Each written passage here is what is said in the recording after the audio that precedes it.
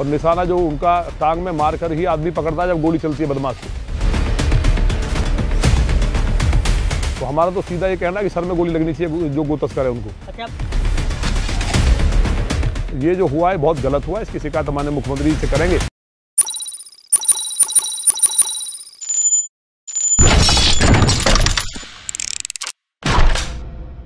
गाजियाबाद के लोनी कोतवाली में गौ तस्करों के साथ हुए एनकाउंटर का मामला गर्माता चला जा रहा है, क्योंकि बदमाशों का एनकाउंटर करने वाले एसएचओ राजेंद्र त्यागी का तबादला कर दिया गया था, जिसके बाद लोनी से विधायक नंदकिशोर गुर्जर ने नाराजगी जाहिर की।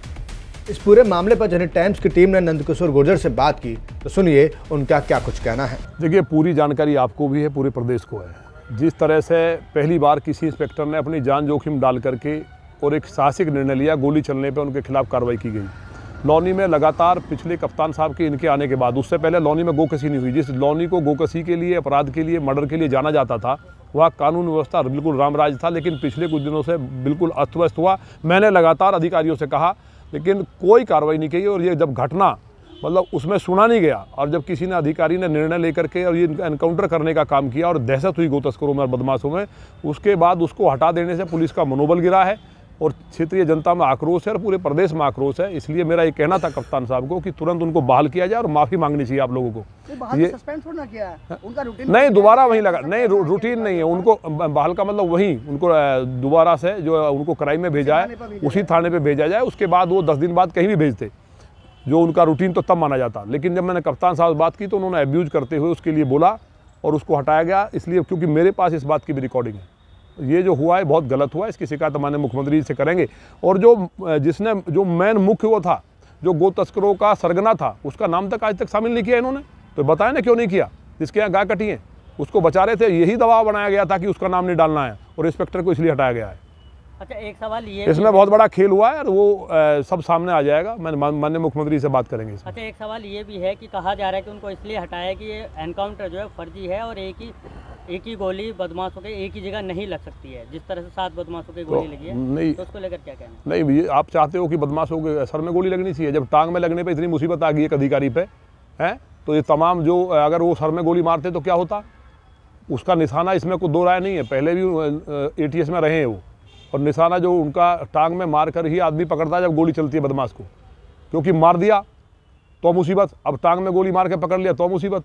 तो हमारा तो सीधा ये कहना है कि सर में गोली लगनी चाहिए जो गो तस्कर है उनको। अच्छा, अब आगे क्या करने जा रहे हैं? अगर आगे माननीय मुख्यमंत्री से बात करेंगे और कार्रवाई कराएंगे। गो भक्तों की सरकार है और 4 गाय लिखवाई इन्होंने दबाव देकर अधिकारियों ने। आप पता करिए 21 गाय थी मौके पे जो कटी हैं, और वहाँ लगातार ये नेटवर्क चल रहा था। और जो मैं कह रहा हूँ ना कि जो इन गो तस्करों का जो सरगना है उसका नाम आज तक नहीं है। वो दिल्ली में जो लौनी में दाढ़ी प्रकरण हुआ था उसमें भी उसका लड़का था, वो उसको बचा दिया गया है क्योंकि वो पैसे वाला है। इसलिए बता दें कि गाजियाबाद के लोनी कोतवाली क्षेत्र में 3 दिन पहले पुलिस और गौ तस्करों के बीच हुई मुठभेड़ की खबर सामने आई थी, जिसमें पुलिस ने एनकाउंटर में 7 बदमाशों को गिरफ्तार किया था।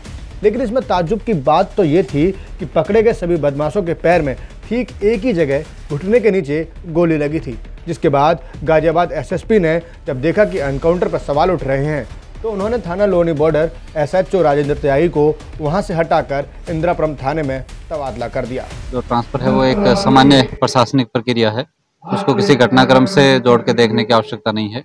गौ तस्करों पर पुलिस पहले भी कार्रवाई करती रही है और आगे भी करती रहेगी। हम अपराधियों के खिलाफ कार्रवाई करने के लिए कटिबद्ध हैं। जो GD है वो किन हालात में लिखी गई है और कैसे वो वायरल हुई है, कैसे GD जैसा गोपनीय अभिलेख लीक हुआ है, उसके बारे में क्षेत्राधिकारी लोनी से आख्या एक ली जा रही है कि मौके पे जांच करके उसकी एक रिपोर्ट दे।